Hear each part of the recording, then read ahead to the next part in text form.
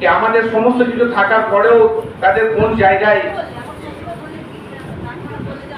Lack আছে, যে জায়গাটা সেই জায়গাটাকে আজকে আমরা পরিপূর্ণ করার লক্ষ্যে আজকে সিদ্ধান্ত নিয়েছি যে সমস্ত নার্সিংহোম গুলো আমরা পরিচালনা করি সেই নার্সিংহোম গুলোই পরিকাঠামোগত উন্নয়ন খুব প্রয়োজন।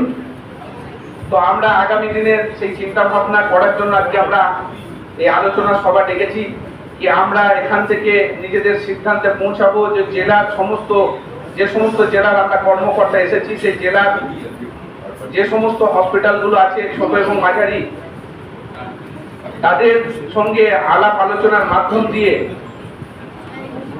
তাদের পরিকাঠামোগত উন্নয়নের মাধ্যম দিয়ে সরকারের যে স্বাস্থ্যসাথী প্রকল্প চলছে, যেটা স্বপ্নের প্রকল্প আমাদের মুখ্যমন্ত্রীর, এবং এই প্রকল্পের মধ্য দিয়ে সাধারণ মানুষ ভালো চিকিৎসা পাচ্ছেন।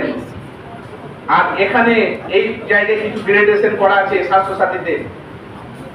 তো যদি আমরা দেখি যে সমস্ত নার্সিংহোমগুলো সি গ্রেড আছে তাদেরকে পরিকাঠামোগত উন্নয়নের মাধ্যম দিয়ে তাদেরকে যদি বি গ্রেডে উন্নত করা যায়, এবং যেগুলো বি গ্রেড আছে তাদেরও পরিকাঠামোগত উন্নয়নের মাধ্যম দিয়ে তাদেরকে এ গ্রেড করলে কি হবে, অধিকাংশ মানুষ আজকে স্বাস্থ্যসাথী যে পরিষেবা সেই পরিষেবাটা সুন্দরভাবে পাবে।